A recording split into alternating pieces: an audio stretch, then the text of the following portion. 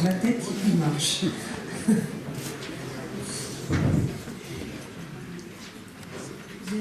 On peut commencer? Bien. Écoutez, merci cher public d'être là ce soir. Surtout qu'on vous a un petit peu bousculé, on vous a changé la date. J'espère que vous avez tous reçu nos courriers pour vous informer du changement. En tout cas, nous avons fait le maximum. Et puis surtout, Alexandre Moati a fait le maximum pour être avec nous ce soir et nous l'en remercions. Alors voilà, la science a besoin que l'on parle pour elle, que l'on parle d'elle, et bien plus encore que l'on se penche sur les discours que l'on tient sur elle. Eh bien, c'est ce que vous faites magnifiquement, Alexandre Moati. Alors, parmi les choses auxquelles nous tenons vraiment, c'est que la science participe à l'avancée des connaissances pour le bien de tous, qu'elle soit l'objet d'examens contradictoires, qu'elle soit universellement partagée, même si ce partage nécessite parfois l'abandon d'une théorie et donc une phase d'acclimatation. Il devrait toujours en être ainsi, mais l'histoire des sciences nous révèle une face cachée et parfois peu brillante, habitée par des tenants d'une science altérée, au premier sens du mot, autrement dit, une science qui aurait perdu la raison et que vous nommez alterscience. Alors l'alterscience ne date pas d'aujourd'hui, l'époque contemporaine n'est pas avare en la matière, je pense à la mémoire de l'eau. Nous avons aussi, donc, nous sommes témoins, mais aussi parfois victimes, et là je pense en particulier au domaine médical. Alors si la science se doit de s'inventer, elle est susceptible de commettre des erreurs, mais une erreur se transforme en faute lorsqu'on ne veut pas en démordre. Et là on touche parfois à la bêtise dont parle Albert Einstein, qui disait « Il n'existe que deux choses infinies, l'univers et la bêtise humaine, mais pour l'univers, je n'ai pas de certitude. » Mais hélas, la bêtise insiste toujours, les climato-sceptiques de tout poil en sont un bel exemple. Mais quand à l'erreur scientifique se mêlent idéologie nauséabonde, fraude, intérêts financiers, racolage politique, nous avons du souci à nous faire. Heureusement pour nous, en marge de ces égarés de la science, dont les délires ne sont pas à prendre à la légère, nous avons des scientifiques vigilants, dont vous faites partie, qui nous éclairent et permettent de ne pas prendre, excusez-moi l'expression triviale, des vessies pour de lanternes. Donc, merci d'être avec nous ce soir. Je vais passer la parole à M. Jérémy qui va vous présenter. Bien, Alexandre, donc je suis désolé de te présenter de façon très succincte, comme je te l'ai dit, parce que si je devais faire la liste de tout ce qu'a fait et a publié Alexandre Moati, voilà, on aurait fini la soirée. Bien, donc il apparaît sur l'écran ici un laboratoire, à savoir un laboratoire en histoire des sciences, CERF, Paris 7, parce qu'Alexandre est docteur en histoire des sciences. J'ai eu plaisir d'assister à la soutenance d'ailleurs de cette thèse. Mais il est aussi polytechnicien, il est aussi issu du corps des mines, il est ingénieur en sciences des mines, etc. Et si j'ai énuméré toutes les responsabilités d'Alexandre, ce serait impressionnant. Il a été président, et il m'a fait l'honneur d'y entrer d'ailleurs à l'époque, du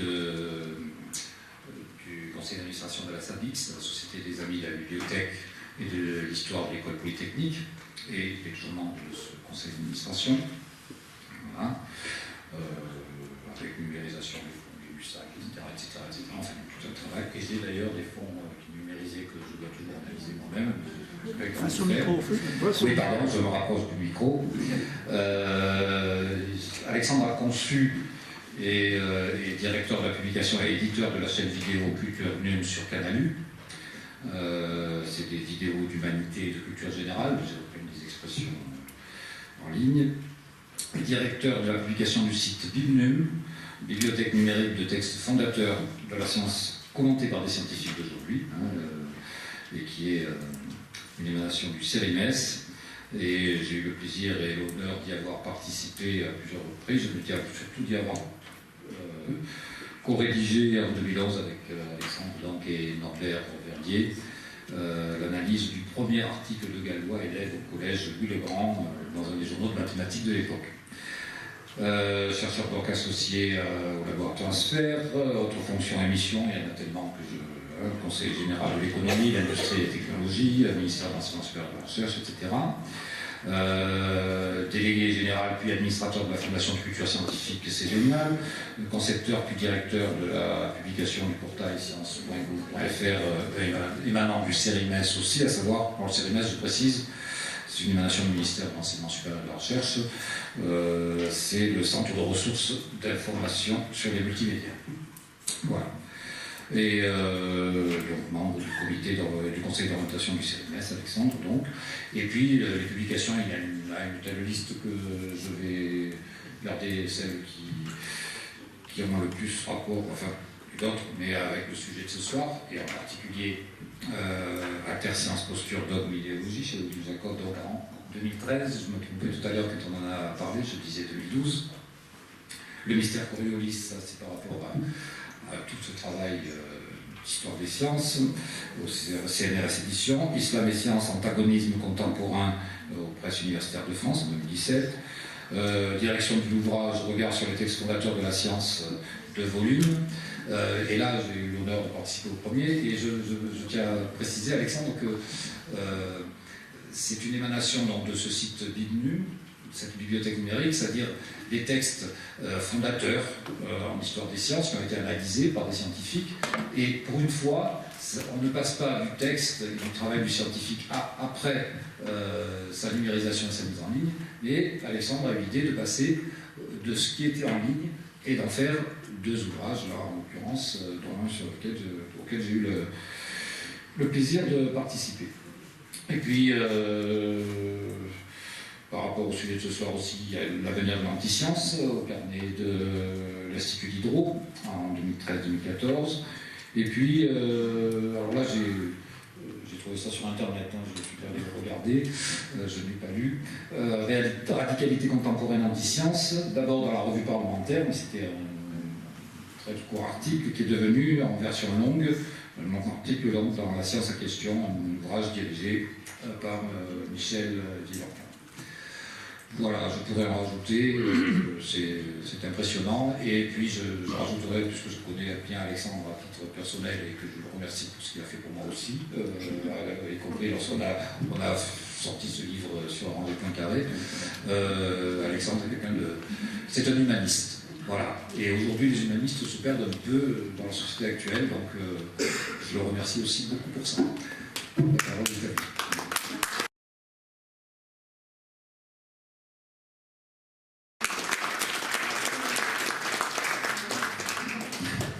Merci beaucoup Christian, nous sommes tous des humanistes j'imagine.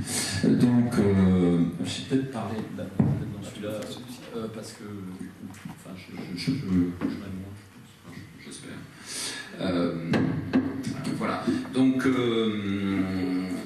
je vais rentrer dans le vif du sujet, je vais essayer de parler pendant 1 heure à peu près, puis répondre à vos questions. Voilà, donc c'est à partir donc de 3 ouvrages, un en 2007 sur les ennemis de la relativité. J'avais été très étonné que dans la revue des polytechniciens, à l'époque j'étais au cabinet d'analyse de la recherche, il y ait des contestations de la théorie de la relativité lors de l'année mondiale de la physique en 2005. Et du coup j'avais fait, enfin, notamment émanant de gens assez prestigieux, donc un prix Nobel d'économie, Maurice Allais, polytechnicien aussi. Et donc du coup j'avais fait regarder comme ça quelles avaient été les oppositions à la théorie de la relativité de 1905 à 2005, en gros, j'avais fait cet ouvrage. Et puis, à la suite de quoi, j'avais regardé ce que j'appelais Alterscience, ce que je développerai aujourd'hui, tout ce qui est les oppositions aux théories scientifiques structurantes, en fait, hein, aussi bien en physique, la relativité, qu'en biologie, la théorie de Darwin, et qui sont des théories structurantes, hein, qui ont trait d'ailleurs aux origines aussi, hein, puisque le darwinisme explique d'où l'homme vient, et la relativité, la cosmologie associée explique d'où l'univers vient, enfin comment prend naissance, on va dire. Et à la suite de quoi j'ai étudié, il y a peut-être un petit sifflement, oui. Bon. À la suite de quoi j'ai étudié quelque chose à mon C'est le micro, oui. d'éteindre d'ailleurs. Bon, je laisse pour après. À la suite de quoi j'ai étudié un cas très particulier d'alterscience, mais aussi pour répondre à certains ouvrages un peu prosélytes qui pouvaient exister sous voie francophone.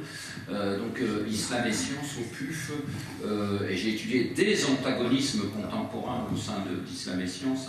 Je ne sais pas deux antagonismes contemporains, le titre prête à confusion.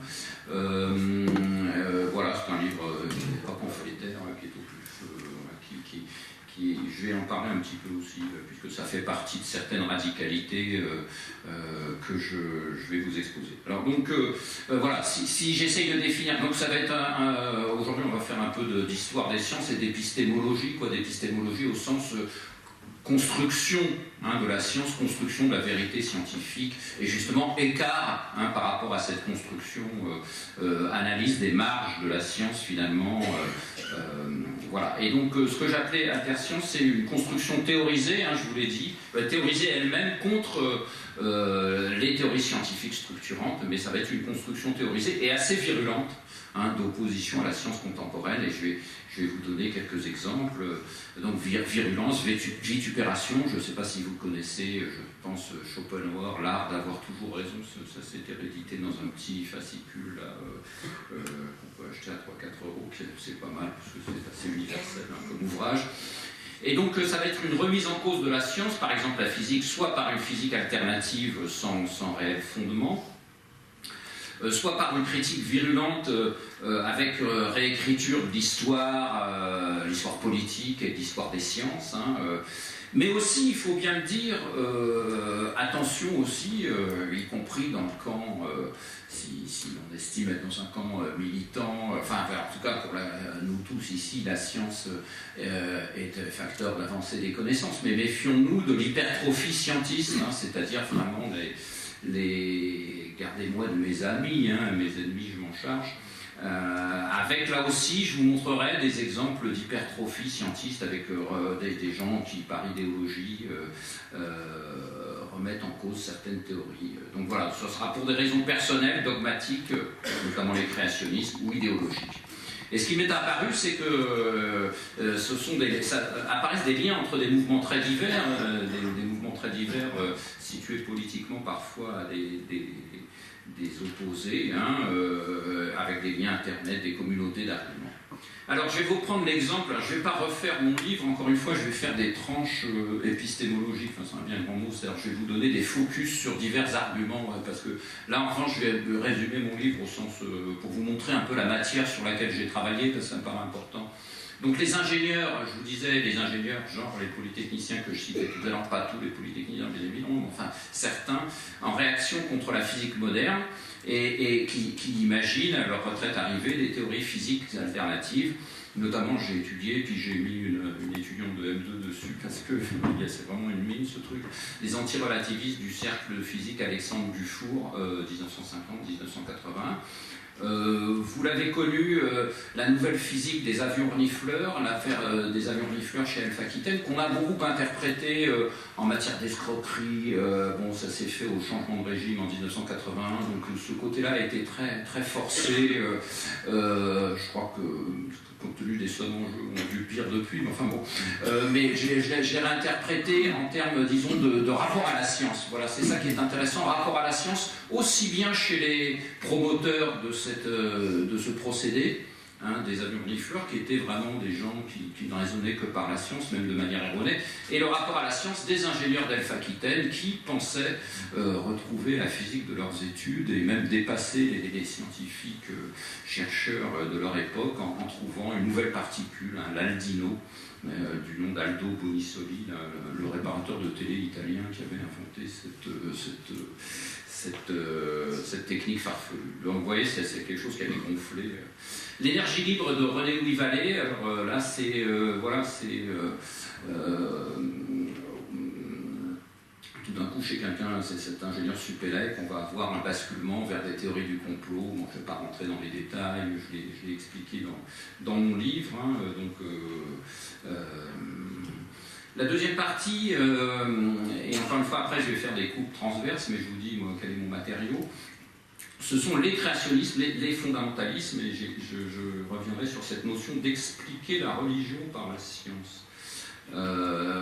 J'ai pas mal étudié tout ce qui est le géocentrisme, que je considère un peu comme on parle beaucoup de créationnisme au sens de réfuter la théorie de Darwin, etc., aussi bien chez les chrétiens, dans le monde islamique, etc.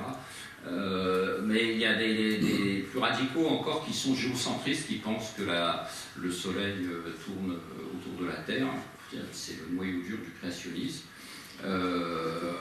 Et ça va jusque les fondamentalismes et prosélytisme islamique d'Haroun Yahya, qui est beaucoup plus soft, excusez-moi l'expression, qui a distribué dans tous les lycées et collèges français en 2006-2007 un atlas de la création, hein, financé, on sait trop comment, on sait trop comment, je sais pas. Donc c'était sous le ministère d'Orobien à l'Éducation nationale, et que ça a fait grand bruit à l'époque. Hein. Moi-même, je suis allé à certaines conférences de cette mouvance Haroun Yahya à Paris, et c'est toujours intéressant de voir comment ça se passe.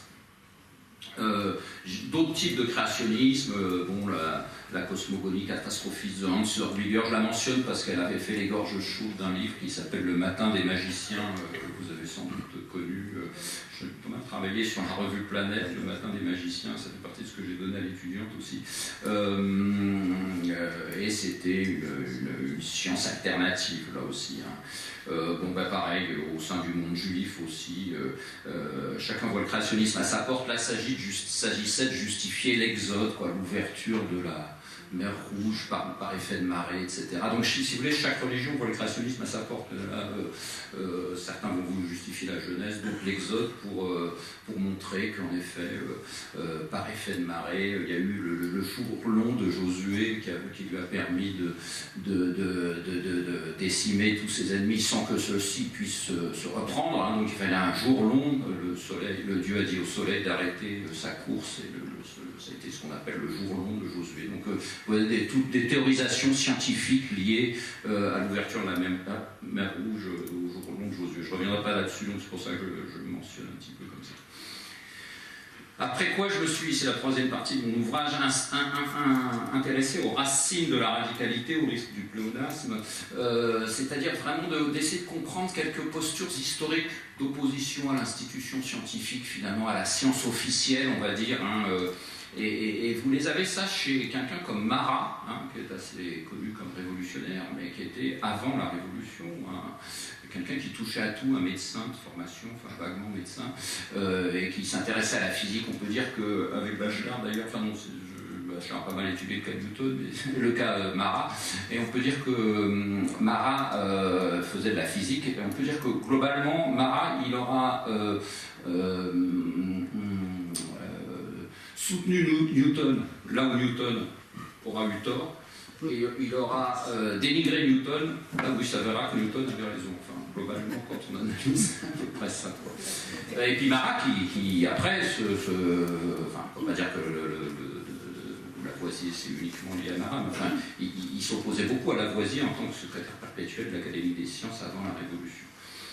Pas mal travaillé sur tout ce qui est Saint-Simon, Charles Fourier, le newtonisme, ce qu'on appelle le newtonisme social, comme on peut appeler le darwinisme social. Ça, je reviendrai là-dessus, là je ne reviendrai pas sur le newtonisme social, c'est-à-dire de la théorie de l'attraction de Newton, on aura voulu faire une théorie de l'attraction entre les hommes, c'est-à-dire chez Fourier notamment, c'était des belles utopies, hein, mais alors qui se couplait d'un dénigrement aussi de Fourier disant de Newton, il a soulevé un coin du voile, on va l'appeler l'illustre aveugle parce qu'il n'a pas tout vu, ce que sa théorie impliquait.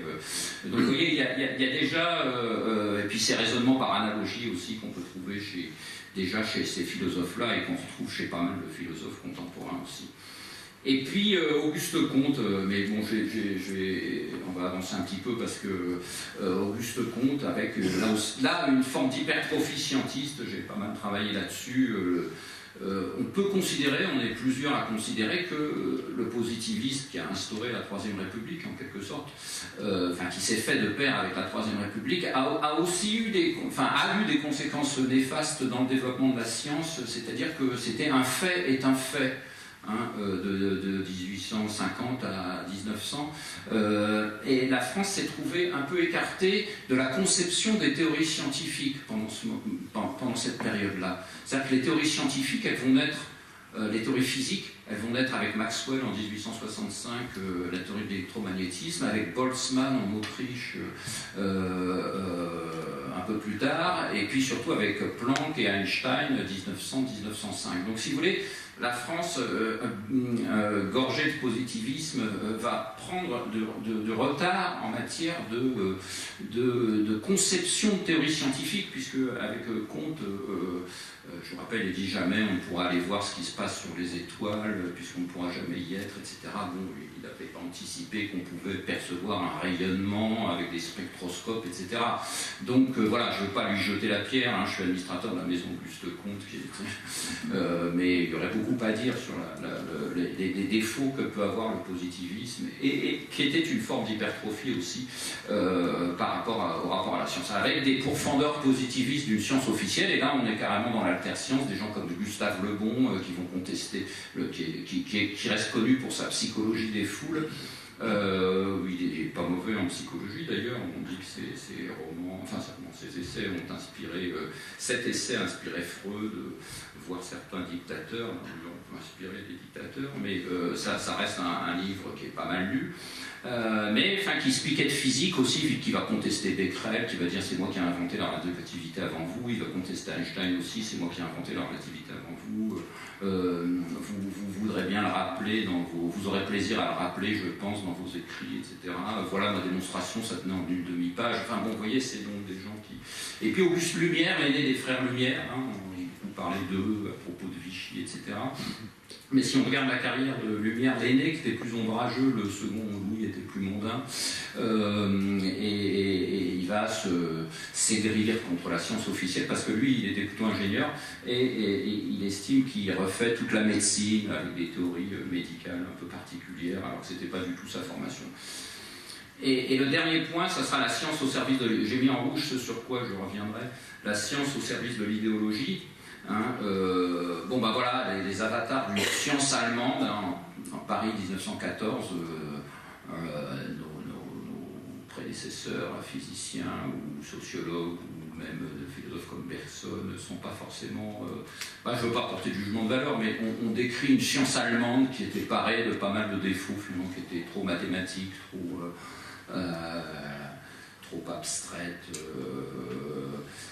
Et c'est curieusement, j'y reviendrai là-dessus, donc curieusement ça va être exactement les mêmes défauts qu'on va trouver à une science juive en 1936 au sein de la science allemande.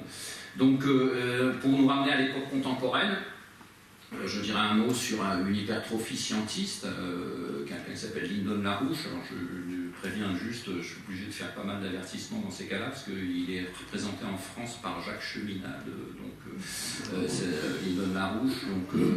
Voilà, c'est surtout Jacques Cheminade, c'est vraiment les idées qui sont communes avec Lyndon LaRouche, mais c'est surtout lui dont je vais parler. Les idéologies d'ultra-gauche contemporaines dans leur rapport à la science, j'en dirai un mot aussi, j'en dis un mot dans mon livre et puis je vais le prendre dans ces strates, et puis islam et science, je vous ai dit, excusez-moi de cette longue introduction, je vais vous donner certaines caractéristiques de tout ça, alors justement, ce qu'on va voir. Encore une fois, je ne dis pas que tout ça, je ne porte pas de jugement moral, je dis que l'accumulation de toutes les caractéristiques que je vais donner doit nous faire dresser l'oreille. Voilà, c'est ça que je dis en gros. Ça va être le rejet du signe et le désir du tout. Je l'ai mis dans un mode psychanalytique exprès, là. Donc avec un grand S, avec un grand T. Parce qu'il y a souvent usage de majuscules chez ces gens-là. Le rejet du signe, ça veut dire rejet de l'abstraction mathématique, de la théorie, contre ce qu'ils appellent le raisonnement logico-déductif, contre ce vilain mot, c'est vrai que c'est pas un très beau mot, le réductionnisme scientifique. Qu'est-ce que c'est que le réductionnisme scientifique? C'est nécessaire à la science. Le réductionnisme, c'est définir son objet d'étude. Moi-même, je sais ce que je viens de faire, bien que je ne fasse pas de mathématiques, de physique. J'ai défini un peu mon objet d'étude, c'est ce que je viens de faire Donc on est obligé de définir son objet d'étude, de réduire son objet d'étude. Quand on fait l'étude de la nature, on dit voilà, je vais étudier ça, c'est ça que je vais essayer de poser en équation, c'est ça que je vais essayer de démontrer. Enfin, on ne sait pas ce qu'on va essayer de démontrer, mais c'est ça, mon objet d'étude va être ça. Donc c'est ce qu'on appelle le réductionnisme scientifique. Hein, et ça va être utilisé par les détracteurs de la science pour dire, vous voyez, c'est des gens, c'est des réductionnistes au sens le plus péjoratif du terme, qui est d'esprit réducteur, quoi. Donc vous voyez comment un terme, et ça c'est dans toutes les langues, parce qu'il existe dans toutes les langues, et la méthode du réductionnisme, finalement, encore une fois, c'est pas un mot très élégant, mais elle veut dire ce qu'elle veut dire quand même. Hein. Donc contre le nombre, contre la quantité. Je vous l'ai dit, un fait est un fait, vive la vision empiriste et expérimentale. Je ne dis pas qu'il ne faut pas qu'elle existe, je dis que ça va être ne jurer que par celle-là, invocation permanente d'un bon sens dont on ne sait pas d'où il vient, parce qu'en plus la physique quantique, par exemple, comme Bachelard l'a souvent souligné, elle se fait, dès 1930, elle se fait contre le bon sens, bien évidemment. Hein. Donc, et puis alors on va avoir toute une branche argumentaire qui est contre la spécialisation de la science. Hein. J'espère que tout le monde me suit, là je me mets dans la peau de ces alterscientifiques et j'essaie de vous donner, et finalement c'est valable pour d'autres choses aussi. Je ne dis pas que j'ai une grille de lecture universelle, là justement je rentrerai dans les défauts, mais je vous dis, l'accumulation de tout ça doit nous faire dresser l'oreille, voilà, donc, évidemment, c'est pas forcément bon que la science se spécialise trop, etc., qu'on voit des fraudes scientifiques avec des articles qui ressemblent tellement l'un à l'autre, etc., parce que c'est publish or perish maintenant, enfin, on pourra en parler de tout ça si vous voulez. Mais l'accumulation de tous ces arguments, enfin voilà, on ne peut pas attaquer la spécialisation de la science juste pour le plaisir, quoi, parce que voilà, ces gens-là attaquent la spécialisation de la science. Il faut une science holiste qui soit la plus large possible, etc. Donc, comme certains sont prônent une médecine holiste, et encore une fois, je prends des précautions, c'est-à-dire je dis, c'est pas forcément faux, mais c'est encore une fois l'accumulation de tous ces arguments qui pose problème. Donc, contre les institutions de la science, contre le réductionnisme, je l'ai dit. Et paradoxalement, vous allez avoir un mimétisme de la science, une ambivalence, fascination, rejet. Donc un rejet d'une science officielle qui serait trop spécialisée, pas assez globale, mais on va mimer la science aussi, ce qu'on appelle le paradoxe de Groucho-Marx. Par exemple, certains diraient par rapport à l'Académie des sciences, ils voudraient en être, mais comme je la critique, elle ne m'accepte pas, et comme elle ne m'accepte pas, je la critique. Donc le paradoxe de Groucho-Marx, c'est je ne voudrais jamais faire partie d'un club qui m'accepterait pour membre.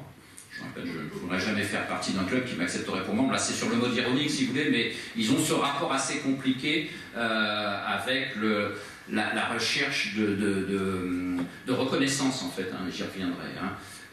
Ça, la communauté d'arguments, c'est le but de ma conférence, donc je vais... Alors, l'interscientifique, voilà, je vous donne quelques caractéristiques encore, donc...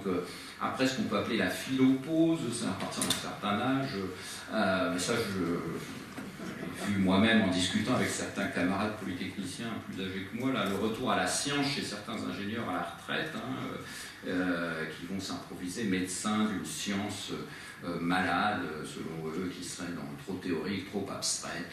L'ambivalence, fascination, rejet, je viens d'en parler, je vous donne quelques exemples encore. Vous avez dans les sites créationnistes américains, par exemple, des programmes de recherche en 4 lettres, comme dans la science officielle, on va dire, quoi. Donc il y a vraiment un mimétisme, il y a des revues, il y a des titres de laboratoire, comme je vous ai donné mon titre de laboratoire tout à l'heure. Donc si vous voulez, il y a une espèce de mimétisme de la science, et il y a une place importante de la vulgarisation scientifique, qui n'est pas mauvaise parfois. J'aurais pu l'apporter, là, la revue, par exemple, du mouvement de Lyndon LaRouche. C'est une revue qui s'appelle Fusion, qui est pas mal. De temps en temps, vous voyez des articles qui dérapent, comme dans la revue Planète, il y avait ça aussi. Il y avait une revue qui se vend en kiosque qui s'appelle Nexus, qui est un peu pareil aussi. Donc, vous voyez, la vulgarisation scientifique peut être correcte, sauf dans certains articles, justement, où on voit apparaître cette alterscience-là. Autre caractéristique, la polymathie, c'est-à-dire le fait de s'intéresser à plein de sciences différentes. Hein, ça va avec le fait de vouloir brasser, d'avoir des clartés de tout, hein, de ne pas avoir une science figée et surtout trop spécialisée. Un souci effréné de reconnaissance, hein, donc je vous l'ai dit, une utilisation des relations mondaines aussi pour... je vous donne un exemple, il y a un peu de prescription là maintenant, mais quand M. Chirac remet la grande croix de la Légion d'honneur à M. Maurice Allais, qui est le prix Nobel d'économie, que je respecte tout à fait, que je lui serre la main, il n'y a pas d'idéologie chez Maurice Allais, il y a la remise en cause de la relativité, c'est un physicien contrarié. Et quand Jacques Chirac lui remet ce commandant de la Légion d'honneur, devant un parterre, il n'y avait pas que lui, des grandes croix, pardon, il dit « Vous auriez pu avoir 3 fois le prix Nobel de physique ». Donc ça fait partie de l'adresse du président de la République au récipiendaire, alors que tout ce qu'a fait Maurice Allais en physique ne lui aurait jamais valu un prix Nobel, si vous voulez, donc un seul, alors sur les 3. Donc, voilà, c'est voilà, oui, la glorification d'un prétendu savant amateur, vous voyez, qui serait, voilà, moi je suis alter-scientifique, d'ailleurs c'est moi qui ai la vérité contre tous, on a entendu récemment, c'est moi qui suis Galilée, vous voyez, et bon, là on a affaire à des gens plus dans la science, donc ils vont vous citer des exemples, je suis Pasteur, je suis Louis de Broglie, je travaille dans mon propre laboratoire, j'ai pas besoin de contact avec les autres. Bon, là, il faut le dire vite, parce que Pasteur, au contraire, c'est quelqu'un qui a structuré l'école normale, etc. Elle a démarré à partir de Pasteur. Enfin, voilà, dire que Pasteur est un savant isolé. Louis de Broglie, c'est un savant théoricien, c'est un des plus grands. Enfin, si on doit imaginer un physicien théoricien français, on pense à Louis de Broglie, quoi. Donc, ça va pas très bien avec le fait qu'ils veulent pas trop de formalisation par ailleurs. Donc voilà, je vais accélérer un peu sur cet aspect caractéristique et vocabulaire. Pourquoi alter-science, puis je vais rentrer dans les focus. Oui, voilà, une science altérée, vous l'avez rappelé. Une science tournée, le dernier point, une science tournée en priorité vers autrui finalement, hein, qui se passe de tous les processus de validation interne à la science qui sont de faire valider par les pairs scientifiques. Donc c'est un peu au mépris de la démarche scientifique, et c'est même une négation de cette démarche scientifique. Hein, donc, voilà. Alors, je vais faire maintenant 5 ou 6 focus. Là, voilà, j'espère que j'aurai le temps de les faire. Donc, je vous ai défini un peu j'ai réduit mon objet d'étude. Je vous ai donné quelques caractéristiques. Et là, je vais faire, plutôt que de répéter mon ouvrage, ou de faire l'histoire un peu globale, je vais rentrer dans des arguments épistémologiques, hein, des raisonnements, en fait. Hein. Et il me semble que chez ces gens-là, la science est première. Hein, c'est-à-dire que c'est des gens qui sont des scientifiques avant tout. Et on va réfléchir à une phrase là, que je trouve extraordinaire. Vercors, les animaux dénaturés, donc un roman que je conseille vivement, c'est l'histoire d'une expédition en Afrique à la recherche. À l'époque, on appelait ça le chaînon manquant. C'est quelque chose de mythique entre le singe et l'homme. Et sur le territoire des premiers hommes, on allait chercher ce chaînon manquant. Et alors, orthogéniste, ça veut dire, on dirait maintenant, orthogéniste, ça veut dire que l'évolution a une direction. Or, les théories de Darwin ont démenti ça. Orthogéniste, c'est une théorie selon laquelle il y aurait une direction donnée pour l'évolution, et en fait, il n'y a pas de direction donnée pour l'évolution. C'est une théorie scientifique qui déjà dès à l'époque, où Vercors écrivait, était abandonnée. Et alors, si on lit cette phrase, ce n'est point, Pope, c'est un des savants de l'expédition en question, elle est très bien cette phrase, enfin, j'espère que j'ai réussi à vous l'expliquer, ce n'est point parce que Pope croit à une volonté divine, c'est un savant qui se trouve être religieux, qu'il est orthogéniste, mais au contraire, parce qu'il est orthogéniste, qu'il croit à une volonté divine. Donc si on la reprend, donc, ce n'est pas parce qu'il y a une négation, alors Pope croit à une volonté divine qu'il est orthogéniste, c'est pas la religion qui implique la science, sa science on va dire, mais au contraire, parce qu'il est orthogéniste, parce que son interprétation des faits l'amène à la religion. C'est la science qui implique à la religion. Donc voilà, cette phrase me paraît assez... c'est en ce sens que... Et c'est pour ça que je dis que la science est première. Parce qu'il est orthogéniste, parce qu'il a cette grille de lecture qui est d'abord avant tout scientifique, qu'il est religieux. Bon, c'est un personnage de roman, hein, faut pas non plus... Mais voilà, je trouve que ça décrit bien ce qu'il en est. Et Hervé Le Guyader, professeur à Paris 6, professeur de théorie de l'évolution, que je connais bien, dit la même chose. Enfin, on n'est pas créationniste ou orthogoniste, c'est ce que je suis en train de dire. Il dit à propos d'un savant qui s'appelait Alcide d'Orbigny et qui reste un peu dans l'orbite fixiste de Cuvier, qui n'a pas fait le pas darwinien. Bon, il meurt en 57, mais Chartin l'avait fait à son époque, Geoffroy Saint-Hilaire l'avait fait.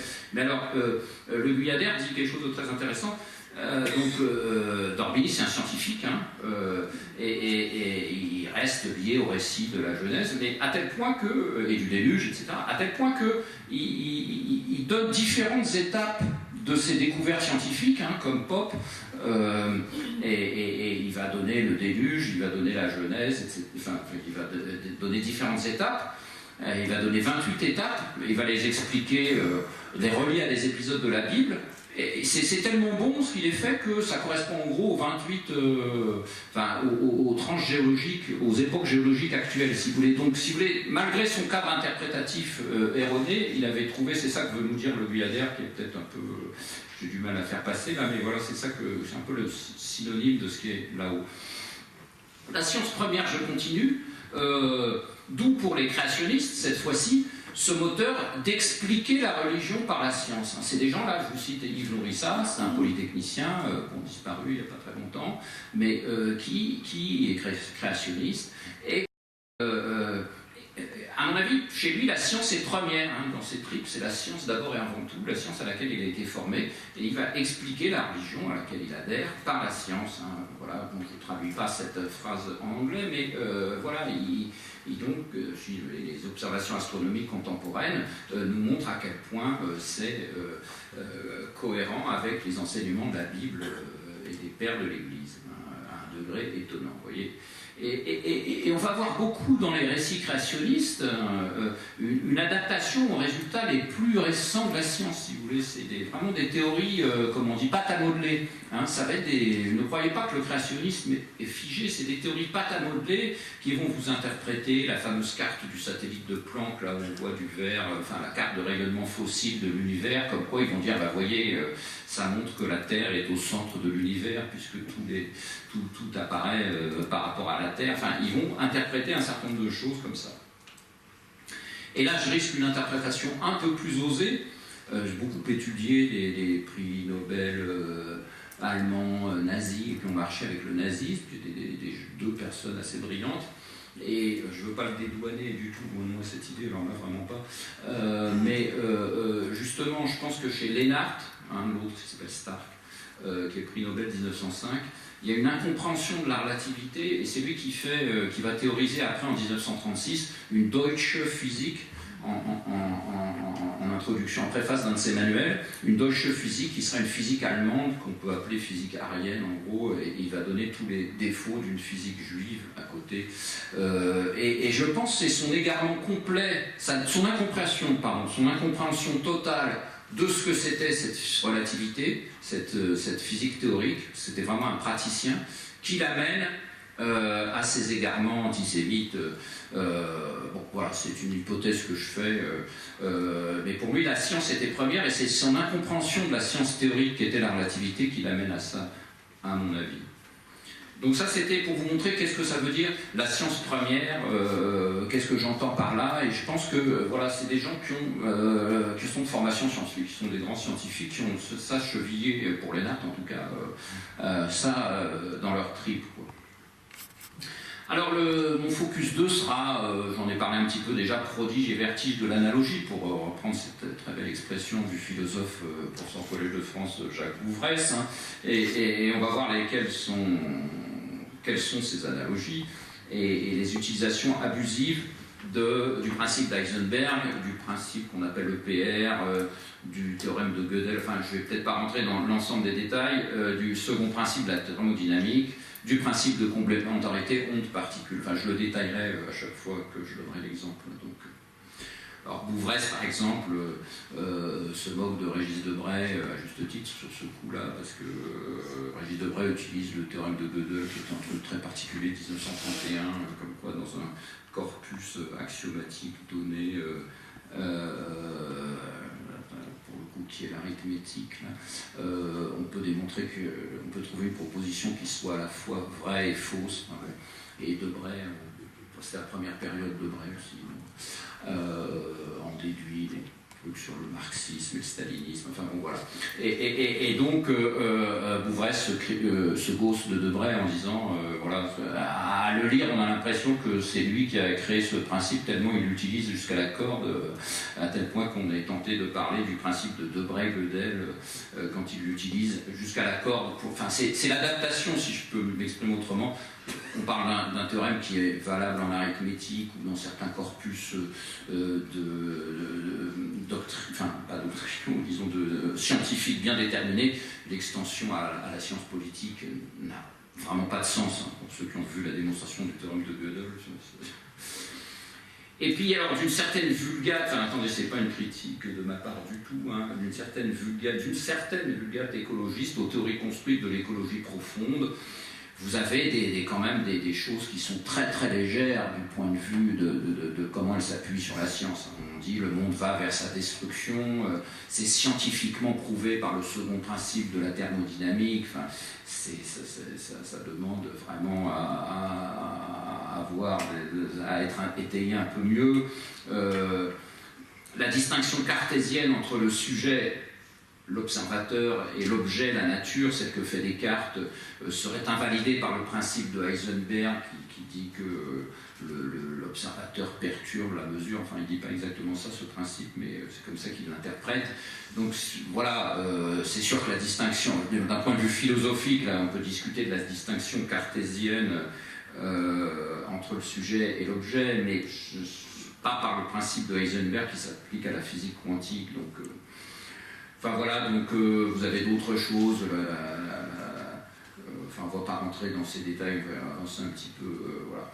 Et donc je vous donne d'autres, je le dis puisqu'il est recteur de l'Institut catholique de Lyon, j'ai eu l'occasion de discuter avec lui, hein, Thierry Magnin, j'ai entendu dans un colloque à Saint-Étienne dire, voilà, de la même manière qu'il y a un principe de complémentarité onde-particule pour la lumière ou pour la matière, hein, c'est un photon et à la fois onde et particules. La lumière est à la fois onde et particules.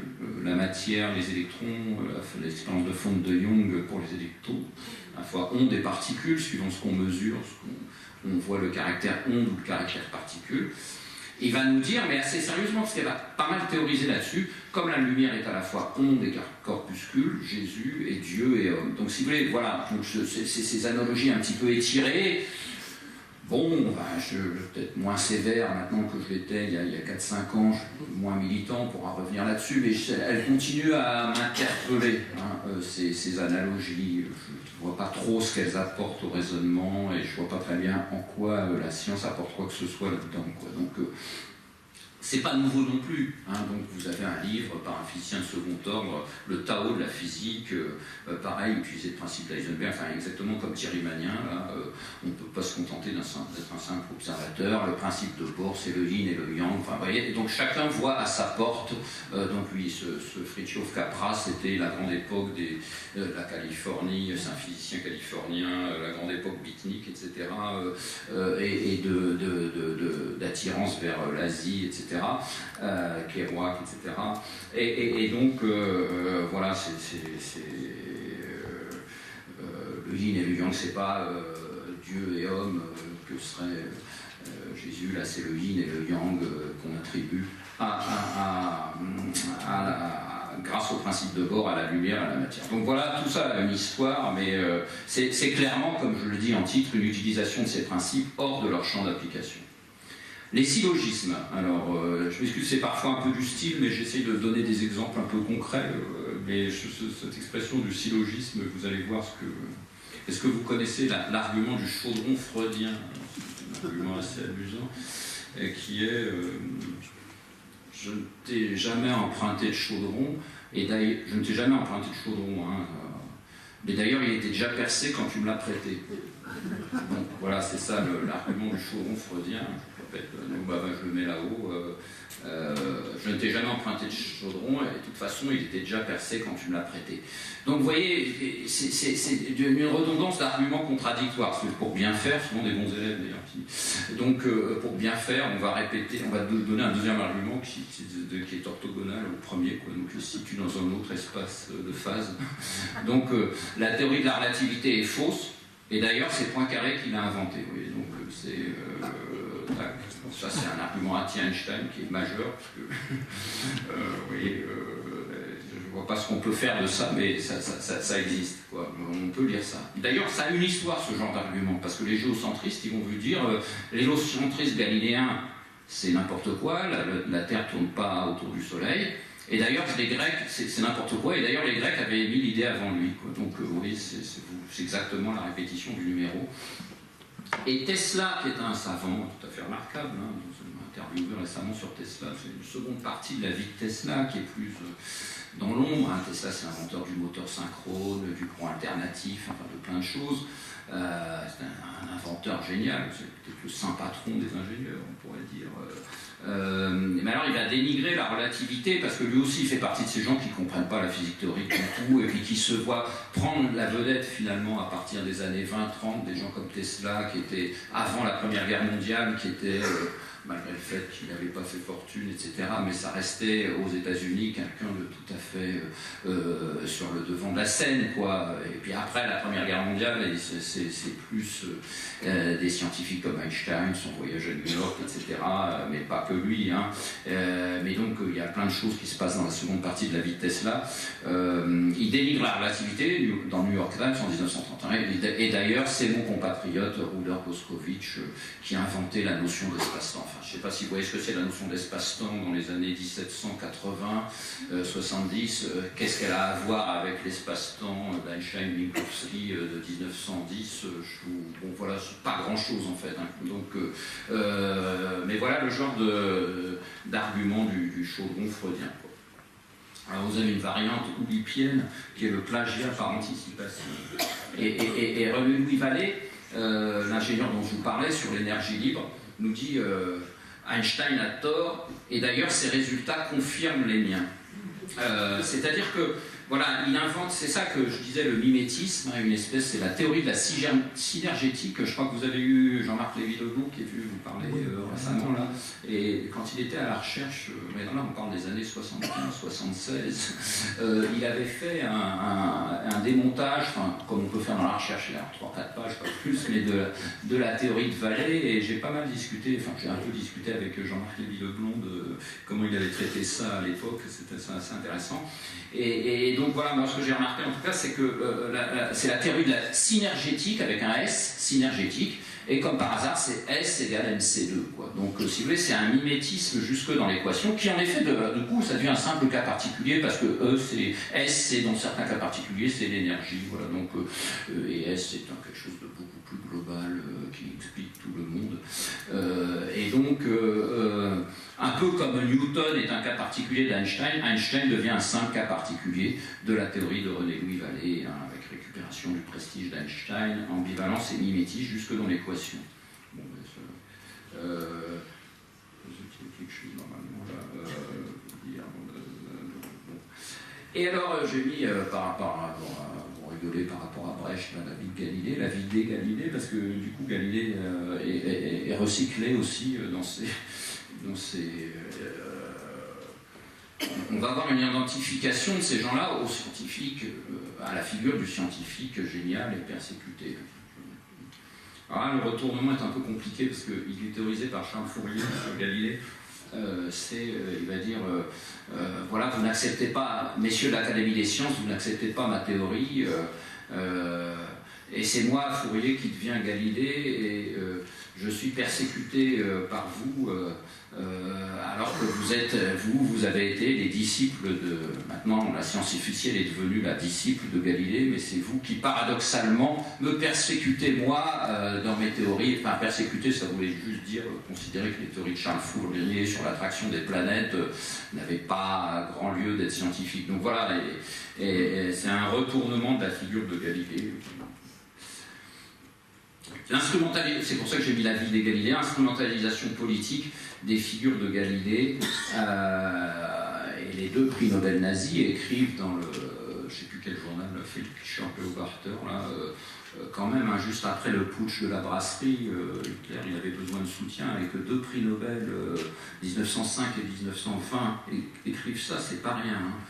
Nous reconnaissons en Hitler le même esprit que nous avons déjà reconnu et révéré tous chez les grands scientifiques du passé, Galilée, Kepler, Newton. Quoi. Donc vous voyez, ça va loin, quoi. Hein. Donc quand certains prix Nobel font de la politique, ça peut aller assez loin. On a des exemples parfois. Hein.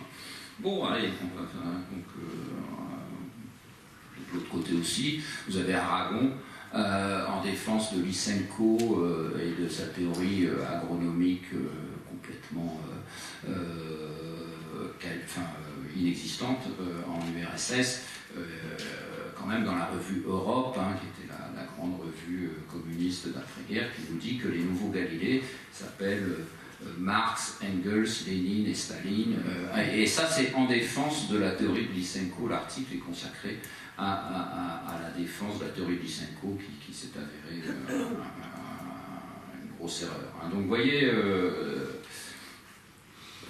l'ambivalence envers l'icône, justement, qu'on dénigre, donc je vous ai dit, Fourier, Newton est un grand génie, il a soulevé un coin du voile, mais il a pris le roman par la queue, il a traité les effets et non les causes, on l'appellera l'illustre aveugle. Moi, j'ai accéléré un petit peu, voilà. Et vénération souvent du maître, hein, d'Einstein, et dénigrement de ses disciples. Hein. La vénération d'Einstein est courante. Einstein n'a jamais partagé la vision obscurantiste de certains Einsteiniens. Et nous dit Maurice Allais, quoi, donc... Lysenko aussi, les généticiens de la science bourgeoise, ce sont eux les vrais ennemis de Darwin, etc. La résurgence des thèmes, mon focus numéro 4 sera la résurgence des thèmes, c'est-à-dire les serpents de mer, et là je vais vous donner des exemples assez parlants. Alors, quand nous sommes mettons-nous dans l'optique créationniste, là. Quand vous imaginez Adam, vous l'imaginez comment Adam au Jardin d'Éden, vous l'imaginez pas comme un... Je ne vais pas faire de devinette, comme un bébé, en couche-culotte, etc. Vous l'imaginez par exemple comme au plafond de la chapelle Sixtine, on va dire. Comme ça, on va dire. Vous voyez? Eh bien, voilà, 20 ans, 15 ans, enfin 20 ans. Eh bien, on va vous dire, les sites créationnistes vont vous dire, Dieu a créé l'univers avec une apparence de vieillesse. Qu'est-ce que ça veut dire, une apparence de vieillesse? Une apparence de vieillesse, ça veut dire, voilà, peut-être que, en effet, la Terre a 4 milliards d'années et qu'il y a des fossiles qui montrent que, peut-être que l'univers a 13,5 milliards d'années et qu'il y a des rayonnements qui montrent cela. Mais Dieu, il a créé la Terre il y a 6000 ans, en moins 4004 avant Jésus-Christ, avec déjà... tout ceci pré-créé, si vous voulez, c'est-à-dire l'univers a 13,5 milliards moins 6000 ans. Donc vous voyez, Dieu il a créé la scène d'une apparence de vieillesse. Et pourquoi je vous donne le Adam? Parce que justement, point de vue vulgarisation, c'est l'image qu'ils prennent. Ils vous disent, bah voyez, par exemple, vous imaginez pas Adam comme un bébé, ben voilà, c'est pareil, vous imaginez Adam comme ça, là, à la Sixtine, eh bien, imaginez l'univers créé avec une apparence de vieillesse. Hein, donc, Dieu crée avec une apparence de vieillesse. Et alors ça, c'est un argument qu'on trouve dans le site de l'Institute for Creation Research, qui est un grand institut créationniste américain. Hein. Mais alors, ce qui est incroyable, c'est qu'on peut pister l'histoire de cet argument. Finalement, c'est un argument parasitaire, répétitif, qu'on retrouve à travers les âges, et je vais vous le montrer. Bertrand Russell, le grand philosophe anglais, grand logicien, grand pourfendeur, enfin un peu genre Bouvresse, c'est un peu la même école, enfin c'est Bouvresse qui est l'école de Russell, donc écrit dans un livre très intéressant, Science and Religion, 1935, il citait un de ses compatriotes, le naturaliste Gosse, qui on peut assimiler au D'Orbigny dont je parlais tout à l'heure, qui était resté fixiste, créationniste, et Gosse dit « tout a été confectionné comme si tout avait eu une histoire antérieure ». Donc c'est vraiment la définition de l'apparence de vieillesse. Et on peut remonter cet argument à travers les âges, à tel point que retour en France, retour chez un grand écrivain français, Chateaubriand, dans sa défense effrénée du christianisme, défense hégénique du christianisme, nous dit à un moment au détour d'une phrase, Ça, quand j'ai trouvé ça, j'étais content, parce que cette difficulté a été 100 fois résolue par cette excellente et unique réponse. Dieu a dû créer et a sans doute créé le monde avec toutes les marques de vétusté et de compléments, c'est-à-dire qu'on rajoute des trucs après, on va rajouter des fossiles pour faire croire que nous lui voyons. Vous voyez, donc chez Chateaubriand, il y avait ça. Et quand vous regardez cette phrase, je ne peux pas faire la psychologie de cuisine, mais quand vous regardez cette phrase, vous sentez l'auteur, et ça se retrouve souvent ça, l'auteur qui a besoin d'affirmer 4-5 fois les trucs, on a l'impression qu'il n'est pas très sûr de lui, qu'il n'est pas trop dans son domaine et qu'il y croit moyennement. Il a dû créer et a sans doute créé, vous voyez, c'est un peu des périphrases.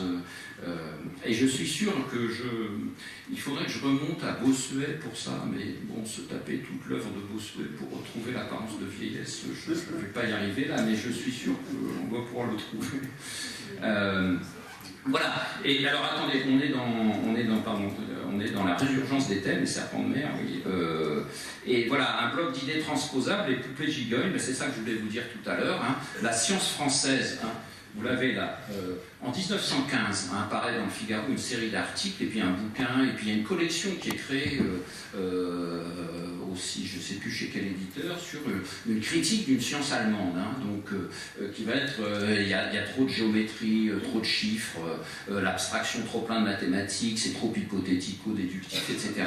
Donc les Français critiquent la science allemande comme ça, hein, en 1915.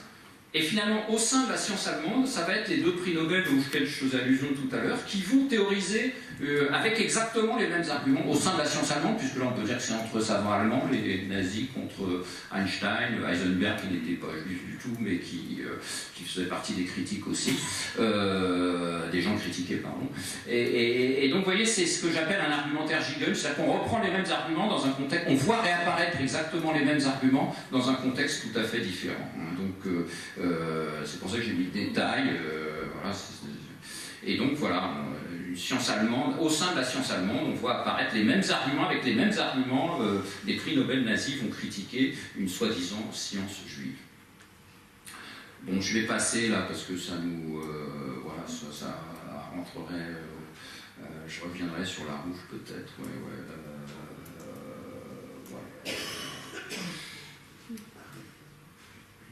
Ouais, on peut parler de ça rapidement. Je vais en dire un mot, hein, puisque je ne vais pas reculer devant l'obstacle. Jacques Cheminade, la candidat 2002, 2012, 2017. Enfin, intéressons-nous à La Rouge. C'est un mouvement très particulier. La Rouge est née en 1922, il est toujours en vie. Et c'est moi, c'est un peu considéré comme une secte. Hein. Moi, quand je faisais une séance à Paris Diderot, il y avait le père d'un jeune qui était dans cette secte-là, qui venait m'écouter. Parce qu'il voulait essayer de comprendre, et j'avais même parfois un autre cours, des gens qui, à l'école de hautes études, des gens de La Rouge qui ne m'ont pas perturbé, mais enfin qui étaient là pour écouter ce que je disais. Donc il y a un aspect défense. Donc c'est un mouvement qui est un développement sans frein de l'humanité. C'est ce que j'appelle un mouvement pan-scientifique, c'est-à-dire science au-dessus de tout, on va dire. Et c'est pas moi qui prends le terme, c'est des commentateurs américains qui disent des mouvements techno-fascistes, hein, c'est-à-dire vraiment le fascisme de la science et de la technologie. C'est pour ça que je vous dis attention, parce qu'il y a certaines hypertrophies aussi qui peuvent aller très loin. Et c'est un mouvement qui va être violemment anti-écologiste. Hein, alors là, puisque l'écologie est censée freiner le développement scientifique, le développement à tout craint de l'humanité. Et pour vous donner un exemple, par exemple, quand on entendait parler Cheminade, on entendait beaucoup parler de Mars, etc. Mais en fait, c'est des idéologies qui sont à l'œuvre, mais y compris au sein de la NASA. Il y a eu ça avec von Braun, et d'ailleurs, il y a eu beaucoup de ce que je disais dans ma slide précédente, des nazis recyclés du programme V2 à la NASA. Hein, je ne veux pas tomber dans la théorie du complot, attention. Mais c'était quelque chose de très présent qui était... J'ai perdu mon fil. Oui, c'est ça. La conquête de l'espace, c'est un espace de développement de l'humanité, quoi. C'est une colonisation des planètes. Et qu'est-ce qu'on voit à l'heure actuelle avec celui Elon Musk, oui. C'est un peu ça aussi, c'est la filiation de ces idées-là aussi. Hein. Il y avait... Pourquoi Cheminade nous parlait tout le temps de l'espace? Parce qu'à la base, chez La Rouge, c'est l'expansion sans frein de l'humanité. S'il n'y a plus de ressources naturelles sur Terre, l'homme qui est la créature géniale par excellence, va coloniser les autres planètes. Hein, vous voyez, donc... Alors, voilà, en plus chez Larouche, il y a toujours des références qui sont plus ou moins liées, il est violemment anti-écologiste, il conteste le concept d'entropie, puisque l'entropie est utilisée, comme je vous l'ai dit tout à l'heure, par les écologistes. Donc je suis obligé d'avoir un discours un peu balancé, parce que les écologistes radicaux utilisent l'entropie pour dire le monde va crouler, c'est à mon avis aller trop loin, et à l'opposé, des gens comme Larouche disent l'entropie qu'utilisent nos ennemis est un concept non scientifique. Bon, évidemment, la vérité est au milieu. Et là, vous voyez, on retrouve l'argument du chaudron, là, au passage, hein, je m'en rends compte, tiens. L'entropie, c'est n'importe quoi, et d'ailleurs, Clausius, qui a inventé l'entropie, il a plagié Sadi Carnot, ce qui n'est pas faux, d'ailleurs, enfin, vous voyez, on retrouve cet argument, d'ailleurs. Enfin, il n'a pas plagié Sadi Carnot, il a juste repris les travaux de Sadi Carnot. Boltzmann, qui a inventé l'entropie, la preuve, vous voyez, il était fou, il s'est suicidé. Hein. Donc, vous voyez, l'explication de l'histoire des sciences, c'est une déformation de l'histoire des sciences au profit de l'idéologie en question. Si Boltzmann s'est suicidé, c'est pas parce qu'il avait inventé l'entropie. Enfin, voilà. Donc, oui, et pour continuer sur Larouche, c'est, vous voyez, c'est vraiment attention à une hypertrophie scientiste contemporaine, hein, le transhumanisme. J'aurais dû dire à Christian, là, je prépare cette année une habilitation à diriger des recherches sur le sujet du transhumanisme d'ailleurs, et ses aspects historiques. Et donc, si on prend aux États-Unis, par exemple, le transhumanisme, le cornucopianisme, c'est-à-dire copia, c'est l'abondance, cornu, la corne, c'est penser que la Terre est une corne d'abondance. Hein, le cornucopianisme, c'est-à-dire qu'il va y avoir du pétrole, des terres rares, en veux-tu, en voilà, tout ça, ça va continuer. Et donc, c'est une espèce de fondamentalisme d'accès au marché et des ressources naturelles. Vous avez ça, les Tea Parties, elles mélangent le créationnisme, le cornucopianisme au sein du Parti républicain. Et puis vous avez des idéologies scientistes, comme ce que je vous ai dit, le salut par la science. Donc un cocktail détonnant.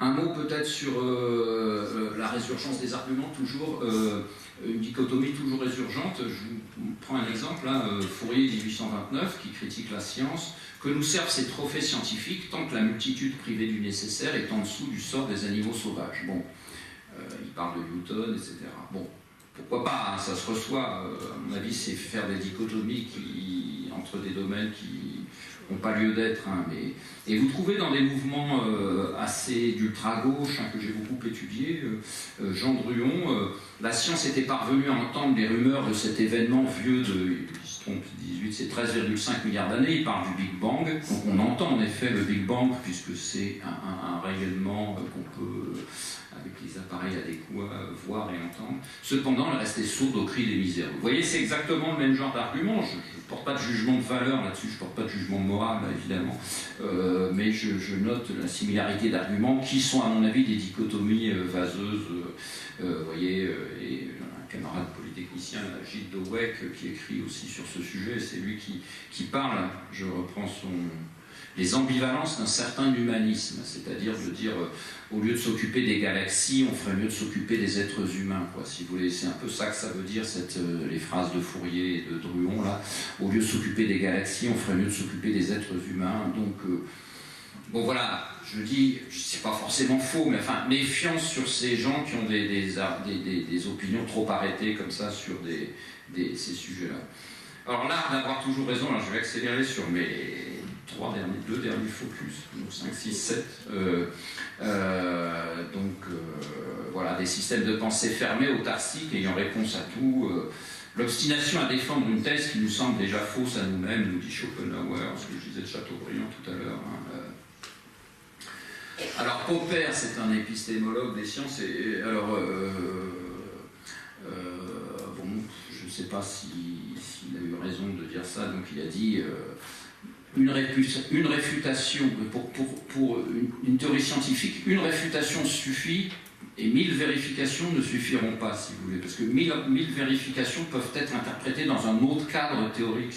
Enfin, je ne veux pas trop rentrer dans les détails, mais les 1000 vérifications de fait peuvent être interprétées dans un autre cadre théorique que la théorie en question. En revanche, une réfutation suffit à démonter une théorie donnée. Et alors, les alterscientifiques vont s'appuyer là-dessus, c'est ça qui est incroyable de cette théorie de Popper, qui n'est pas mauvaise a priori, et ils vont dire... voilà, Halley, il va me dire, mais dites-moi à quelle page exactement dans mon manuel, à quelle page et quelle formule est fausse, etc. Donc il cherche exactement quelle réfutation, qui conteste la relativité, qui a 1000 vérifications, ça lui importe peu. Il dit, dites-moi où j'ai tort exactement. Et inversement, c'est très frappant, les vérifications, ils s'en fichent. En tout cas, par exemple, René Louis Vallée, il s'en fiche complètement de ces vérifications, justement, puisqu'elles n'ont pas d'importance. C'est pas ça qui va permettre de... Donc on est dans des situations très particulières où ces alterscientifiques, qui sont soi-disant arc-boutés sur les faits, s'en fichent un peu des vérifications de leur théorie. Ils participent de ce qu'ils veulent combattre, c'est-à-dire qu'ils sont vraiment dans des théorisations très importantes. Hein. Il dit ma théorie est difficilement vérifiable. Enfin, vraiment, on a l'impression qu'on ne fera d'expérience que lorsque nous aurons suffisamment avancé. Vous voyez, donc c'est des théories qui sont invérifiables en fait. Hein. Donc, bon, je vais accélérer un petit peu là. Oui, là aussi. Ouais. Oui, j'avance. Ouais, voilà. Ouais. Quelques questions. Ouais, absolument. Je vais passer à l'autre focus. Vous voyez, prenons Gilbert Ruttmann, ex-mine, directeur général d'Elf Aquitaine pendant l'affaire des avions Lifleur. Vous savez sans doute que la physique corpusculaire met en évidence tous les ans quelques nouvelles particules qui ont été... Quand il s'excuse de cette affaire des avions Lifleur, voilà ce qu'il dit. Or c'est faux, enfin je veux dire, c'est pas tous les ans la physique ne met pas, enfin quand même le patron d'Elf Aquitaine qui dit ça devant des investisseurs et des journalistes, vous voyez, donc c'est... Alors, les apparentement terribles, c'est ça que je voudrais, parce que là, on va rentrer dans la politique. Je voulais vous montrer quelques apparentement terribles, et ce sera mon dernier focus, finalement, entre mouvements politiques d'origine assez diverses, et qui sont des explications très réductionnistes de l'histoire, pour le coup, j'emploie ce terme, venant de bords politiques fort différents, et à mon avis, des explications monocausales qui frisent le complot. Hein. Donc, alors... je dirais pas forcément, je viens plus forcément anarcho-situationniste, il faut que je reprenne. Mais alors, il critique le darwinisme de la manière suivante.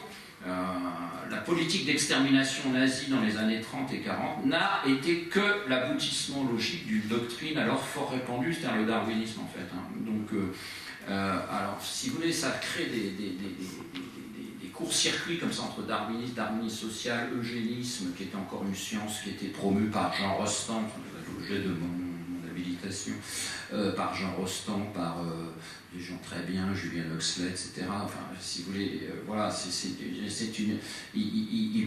il sort du contexte complètement. Alors en effet, c'est guère excusable l'eugénisme de nos jours. Enfin, ces gens-là, ils y croyaient, et Rostand, il y croyait jusque dans les années 60. Quelqu'un me disait en commentaire sur un de mes blogs, c'est Rostand qui est un homme modéré, un humaniste, disait quelqu'un tout à l'heure. C'est Rostand qui est un homme modéré, pas son eugénisme qui lui ne l'est pas. Et ça, c'est vrai ça. Et donc, vous voyez, ce que je veux vous montrer là, c'est voilà, c'est faire des liens, des monocausalités et des liens très ténus de Darwin jusqu'au camp d'extermination nazi. C'est très, très... Je vais vous donner un autre exemple, tiens, un principe de causalité négative, de ce principe de causalité négative. La pilule contraceptive, on va prendre, tiens. Voilà ce qu'il dit, M. Druon, sur la pilule contraceptive. Il dit, elle a été créée dans les années 50 parce que les grands trusts américains et japonais d'électronique avaient besoin de l'habileté de la femme au travail. Ils avaient besoin des transistor girls, on appelait ça.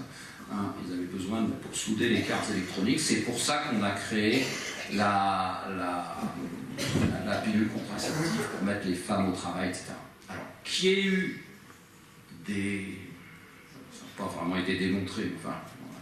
Mais en faire des monocausalités comme ça, parce que tout le discours est basé comme ça, quoi. Donc, voilà, on explique le nazisme par le darwinisme, Bon voilà, Darwin a joué le rôle qui lui était demandé. Et alors c'est ça que je vais vous faire un apparentement terrible, là, parce qu'on trouve chez Harun Yahya, qui est quand même un créationniste turc, à peu près le même genre de discours, quoi. Sauf qu'on va passer par la case colonialisme qu'on ne trouve pas chez Louard, mais enfin, c'est à peu près pareil, quoi.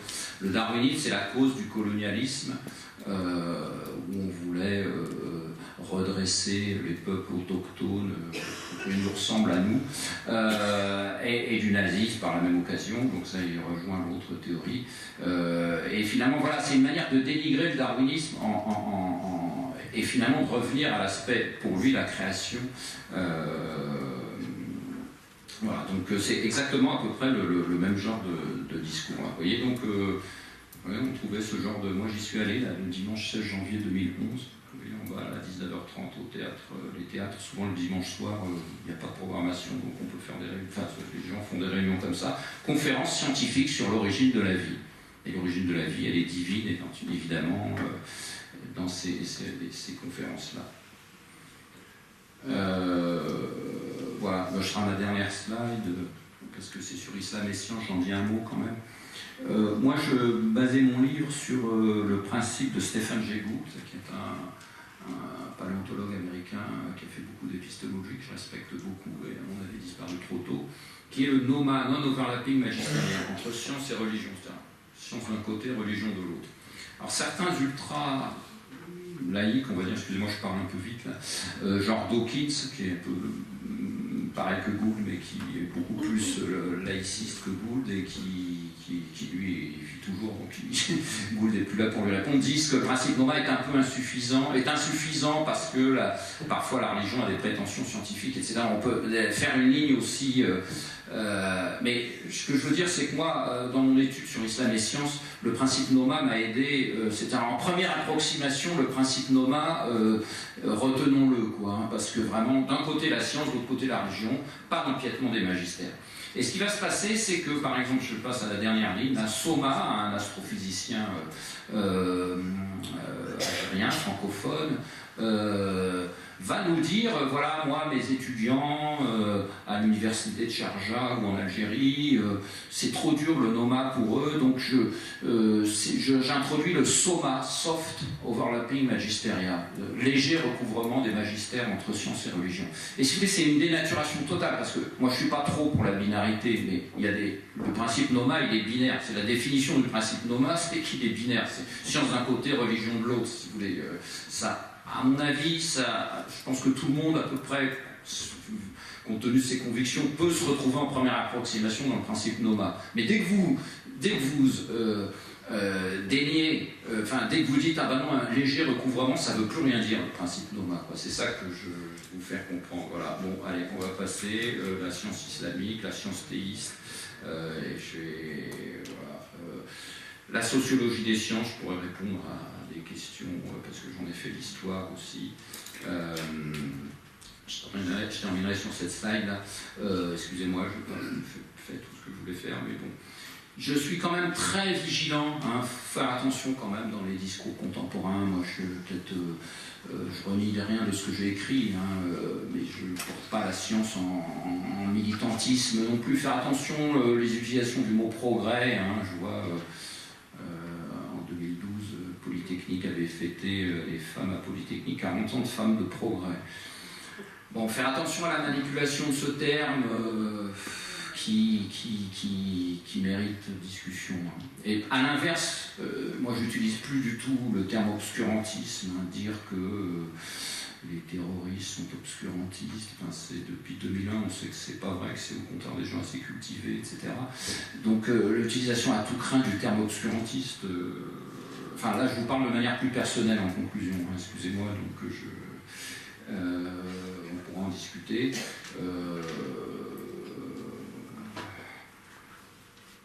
Voilà, je conclurai là-dessus. Voilà pourquoi j'ai étudié ça au croisement de divers domaines. Je pense que nous qui sommes historiens des sciences, c'est aussi intéressant de faire une histoire négative des sciences, d'essayer de comprendre comment ça dérape à un moment donné. Hein. C'est une histoire des idées aussi, ça peut être une forme de sociologie, mais c'est beaucoup plus une histoire des idées, c'est ce que je vous ai montré en tout cas. Et j'ai essayé de vous montrer en remontant les arguments dans le temps comme ça. Et puis c'est une grille de lecture de certaines radicalités contemporaines. Voilà, donc je ne dis pas que dire la science est trop spécialisée, je ne dis pas que c'est radical de dire ça, mais c'est l'accumulation de tout ce que je vous ai décrit nous permet d'avoir une grille de lecture de ces radicalités contemporaines, qu'elles soient dogmatiques, plutôt liées à la religion, plutôt liées à la politique, de leur vision et de leur utilisation de la science, ainsi que leur filiation historique. C'est cette grille de lecture-là que j'ai voulu vous donner, vous esquisser ce soir. Je vous remercie de votre attention.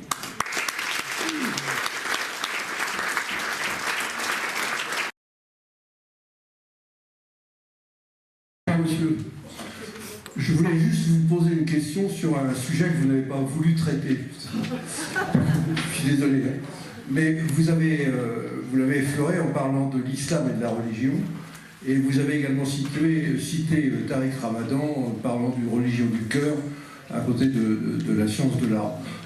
Est-ce que les deux sont liés, et pourriez-vous nous dire juste un mot, celui que vous ne vouliez pas donner, justement? Non, j'ai passé parce que le principe soma me paraissait plus intéressant épistémologiquement, parce qu'il est tellement heurté au principe du noma sur lequel... je dirais simplement que chez Ramadan, c'est peut-être presque moins élégant, parce que chez Nilal Gessoum, c'est vraiment... ce truc soma, c'est tellement choquant, même dans les termes. Chez Tariq Ramadan, voilà, c'est un peu la même idée, c'est de dire, vous voyez, quand on voit... Alors, Tariq Ramadan s'exprime assez peu sur ces sujets-là, il faut vraiment trouver des choses, des conférences qu'il fait, que j'ai enregistrées du coup, que j'ai téléchargées du coup. Mais il dit, quand vous voyez là, il vante la science, c'est ça qui est extraordinaire, c'est très, très subtil. Il vante la science, il dit, mais la science est un des moyens d'accès à la religion. D'ailleurs, les scientifiques sont parmi les meilleurs religieux. Donc il ne dénie pas la science du tout, c'est ça qui est subtil. Alors il va plus loin, il dit, voilà, quand la science du cœur, je vais vous expliquer ce que c'est. Quand vous voyez un arbre, le scientifique occidental, laïque, etc., il va étudier la botanique qui est derrière, la génétique des plantes, la photosynthèse, etc. Enfin, il va l'étudier avec les différentes branches de la science à sa disposition. Le scientifique, en adjectif, j'emploie l'adjectif anglais, je me force à employer l'adjectif anglais, le scientifique islamique, lui va voir ça, mais en plus il va voir la création de Dieu qui est derrière, grâce à la science du cœur qu'il a, il va voir la création de Dieu qui est derrière, et ça va l'aider dans son interprétation phylogénétique, etc., dans son interprétation de sciences classiques. C'est ça qui... Et donc c'est pour ça d'ailleurs que les scientifiques croyants sont des meilleurs scientifiques que les autres. Enfin, ça va loin, quoi. Donc c'est pas du tout du dénigrement de la science, c'est des théorisations assez élaborées, en fait. Donc, et encore une fois, ça ne représente pas... les chrétiens que j'ai cités là ne représentent pas tous les chrétiens. Les musulmans comme Tariq Ramadan ou Nilal Gessoum ne représentent pas l'ensemble des musulmans non plus. Et je vais dire quelque chose, mais ça me reviendra. Ouais.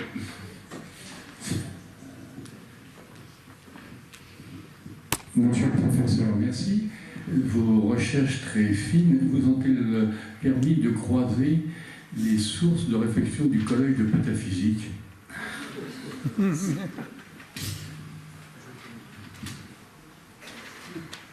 Je dirais que là on est plus dans une... Peut-être que je connais, c'est Jarry, etc. Là on est dans une poétique à la limite que je trouve tout à fait... moi j'aime bien, alors je regardais... Vous pouvez tracer une filiation. Alors là, à mon avis, on sort complètement du domaine. Enfin, je peux vous en parler aussi parce que ça fait partie de... J'étudie certaines choses... de Jarry à Audiberti qui invente une théorie sur l'humanisme. Donc, mais là, on sort complètement du domaine scientifique. Oui, je pense qu'il y a suffisamment de recul et d'ironie derrière ces auteurs-là. Queneau aussi, donc des gens comme ça, oui. Mais là, on n'est pas dans la contestation virulente et agressive de la science.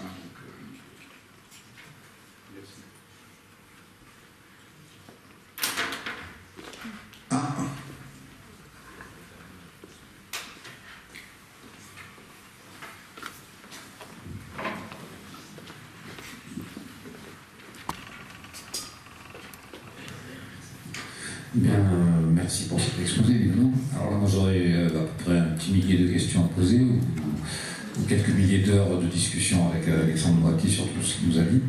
Je voulais revenir juste sur, et puis en particulier, par exemple, sur le géocentrisme et tous les textes de Poincaré qui ont fait tant polémique au début du XXe siècle. Hein, il en a beaucoup souffert, d'ailleurs. Bon, mais je voulais revenir sur cet aspect science et religion.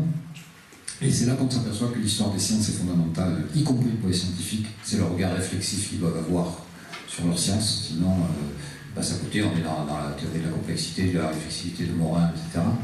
Je voulais revenir là-dessus parce que moi j'ai étudié en particulier l'histoire des mathématiques et des textes de mathématiques. Il faut savoir quand même que on a des textes de mathématiques, des essais de calcul intégral et différentiel, encore au XIXe siècle, qui sont inspirés par des philosophies, mais aussi par des théologies. C'est-à-dire qu'il faut être conforme à... de même que Giordano Bruno aurait dû être conforme et ne pas dire que l'univers est infini, on l'a brûlé sur le bûcher, et Galilée a été condamné, mais il était copain du pape, donc il s'en est bien sorti. Mais même les mathématiques sont imprégnées de religion, de théologie, etc. Et cette séparation qui est espérée, hein, je sais pas ce que tu en penses, est-ce qu'elle a vraiment lieu aujourd'hui? Moi, quand j'entends certains scientifiques, j'ai l'impression que non. Et en plus de ça, il y a des témoignages qui sont intéressants. J'avais lu, alors je ne sais plus quel était le nom de ce prix Nobel, il y a une personnalité qui a été reconnue, plus que reconnue, et qui en fin de vie a pu lâcher tout ce qu'il n'avait pas dit pendant sa vie, et du coup a dit que finalement, pendant toute sa vie, il avait cherché Dieu. Les Sermans, non? Oui, voilà. Voilà, donc, là-dessus, je ne sais pas s'il faut faire un procès à nos collègues, mais tu as raison, je pense que oui, alors les mathématiques, hein, puisque tu parles des mathématiques, c'est même tout à fait étonnant, ça fait partie des slides que j'ai sauté. Il y a eu aussi la vision d'une mathématique nazie. C'est très particulier parce que du coup, pour le coup, Poincaré, il était rangé parmi les mauvais, etc. Donc là aussi, la capacité à classer suivant les bons savants et les mauvais savants est tout à fait incroyable. Ça, chez Larouche, il y a les bons d'un côté. Puis les mauvais, les bons c'est les Allemands, les mauvais c'est les Anglais. Donc, mais tu as raison, même en mathématiques, oui, on peut arriver à faire parler les mathématiques dans un sens plus d'intuition ou dans un sens plus de déduction, et malheureusement ça peut être support à des idéologies. Est-ce que ça a totalement disparu? L'autre partie de ta question, je réponds un peu à la grosse, puis je reviendrai juste sur...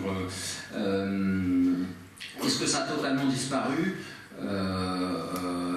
Par exemple, notre collègue Yves Gingras de l'Université de Montréal, du Québec à Montréal, dit, je le cite pas mal dans mon livre, là, et il a assez raison, il dit en ce moment on est en train de refaire, grâce à la fondation Templeton d'ailleurs, dont je ne vais pas parler, mais enfin c'est elle qui finance Nidal Guessum, etc., son bouquin auquel j'ai répondu, etc. Grâce à la fondation Templeton, enfin à cause de la fondation Templeton, on voit réapparaître une espèce de dialogue science-religion. La fondation Templeton finance des, j'en ai pas parlé, mais Ziauddin Sardar qui va parler à la au Royal Institute, enfin l'Académie des sciences britanniques, 1665, elle finance des gens qui vont parler un peu d'un dialogue science et religion, et ça touche des chaires à Oxford, etc. Enfin, je veux dire, un prétendu dialogue science et religion, donc qu'on reconstruit à l'heure actuelle avec des fondations qui sont quand même très orientées. Donc voilà. À l'inverse, parce que moi j'essaye, comme vous l'avez peut-être perçu, d'avoir une position un peu balancée. À l'inverse, je ne suivrai pas certains de nos autres collègues, français par exemple, qui à l'inverse de ça ont des positions ultra laïques. Je pense, mais j'ai déjà parlé en colloque avec lui, qui parle d'une science laïque. Moi je ne vois pas du tout ce que ça veut dire une science laïque. Déjà pour traduire ça en anglais c'est intraduisible. On peut éventuellement contre la science théiste de la fondation Templeton rappeler que la science est agnostique ou athée à la limite. Enfin, une science laïque, ça va être souvent utilisé sur des chemins qui sont, à mon avis, pas intéressants. Donc, je sais pas, nous, en tant que scientifiques, en tant qu'historiens, où est notre voie? Voilà, entretenir un dialogue science-religion, moi, j'essaierai de pas participer à ça, en effet. D'un autre côté, j'essaierai de pas non plus décrier la religion en disant que la science, c'est laïque. Voilà, le principe, en ce sens, le principe NOMA me paraît vraiment quelque chose, en première approximation, tout à fait intéressant.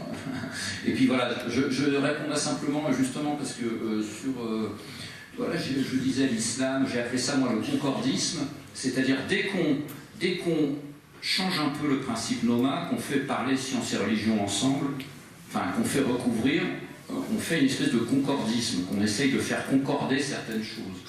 Et moi j'étudie, ça fait partie de mes travaux aussi, il n'y a pas que l'islam, dans notre histoire de France, il y a le père Teilhard de Chardin, il a fait ça aussi, hein. Enfin il est pas mal lu, hein, dans toute bonne bibliothèque, vous trouvez encore les œuvres complètes du père Teilhard de Chardin. Et c'est intéressant, enfin voilà, parce que lui aussi il fait du concordisme, alors ça y va, hein, si vous voulez, donc c'est vraiment... alors, après, il a été récupéré parce que justement, c'était intéressant. Mais donc, et vous avez des notions d'ultra-humain chez Teilhard de Chardin qui sont tout à fait intéressantes. J'avais fait un article là-dessus, qui sont des analogies, ou des analogies étirées comme celles que j'ai pu décrire, alors c'est assez amusant parce que Teilhard de Chardin, maintenant, il est utilisé un peu par les philosophes de l'Internet avec son monde hyper connecté. Enfin, il était loin d'imaginer l'Internet, Teilhard de Chardin, mais certains transhumanistes, certains philosophes de l'Internet assez orientés vont citer Teilhard sur une philosophie de réseau et d'esprit interconnecté, la fameuse noosphère. Là, tout ce que vous voyez dans cette salle, nous sommes tous dans une noosphère en train de communier autour de ces quelques idées. C'était ça l'idée de la noosphère. Donc, bon, peut-être qu'un jour la science démontrera ça, peut-être. Je sais pas, pour l'instant, je reste circonspect. Voilà. Je voulais apporter ce complément sur Teilhard parce que ça existe dans d'autres religions, bien évidemment. Bien que Teilhard se lise moins, je suis sûr que les jeunes là-haut, ils ne savent pas trop qui est Teilhard de Chardin.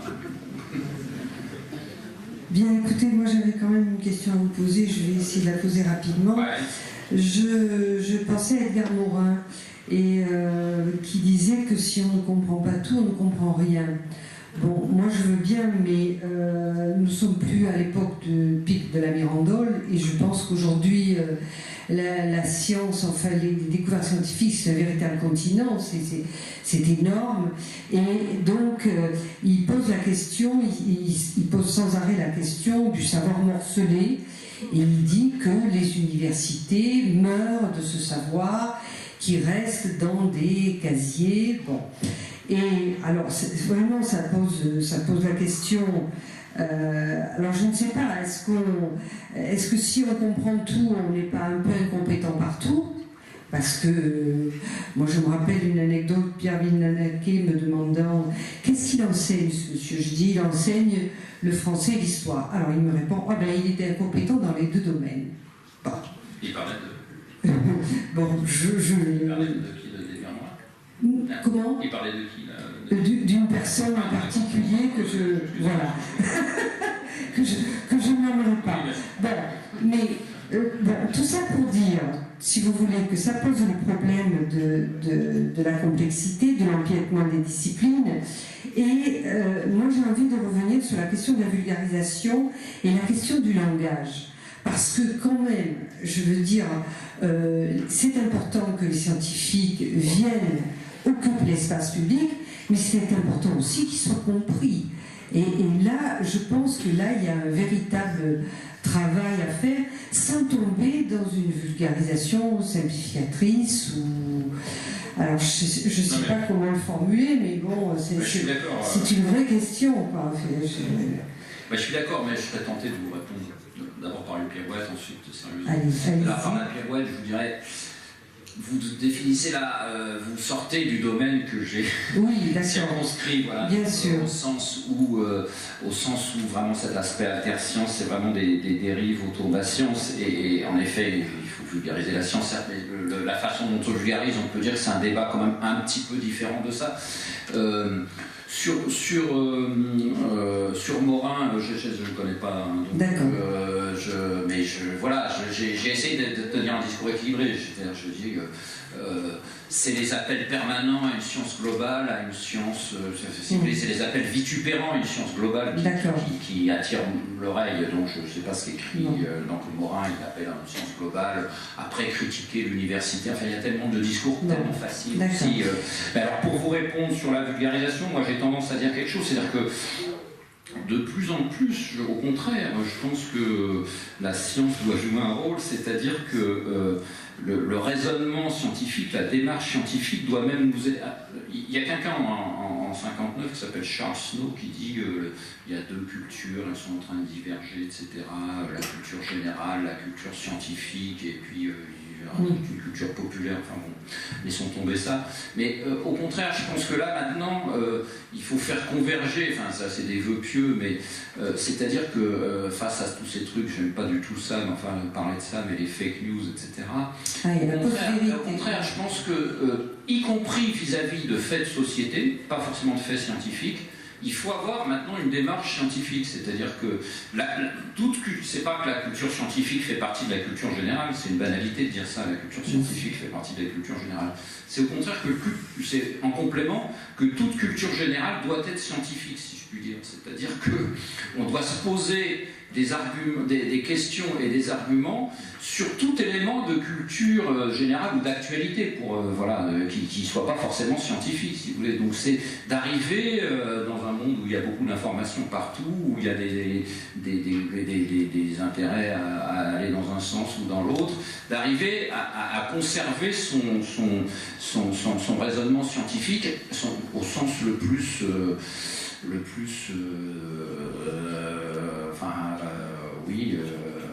meilleur du terme, de son raisonnement scientifique, y compris sur des sujets politiques, sur des sujets d'actualité, c'est-à-dire lire le pour, lire le contre, et puis se faire son opinion sur des sujets politiques, etc. Sachant que sur des sujets scientifiques, l'opinion elle est quand même faite aussi par la majorité des scientifiques, c'est ce que vous disiez, je pense. Donc, voilà, je ne sais pas si ça répond à votre... Bien, écoutez, on aurait pu discuter longtemps, on va être obligé de vous quitter. On vous remercie beaucoup. Merci à tous d'avoir été là. Ce soir, la prochaine fois, on va parler de la question du hasard. Alors, Christian Gérini qui est là, vous en parlera. Enfin, je vous ai fait un petit papier, vous verrez, vous recevrez le courrier. N'ayez pas peur. D'accord? Voilà. À bientôt. Au revoir.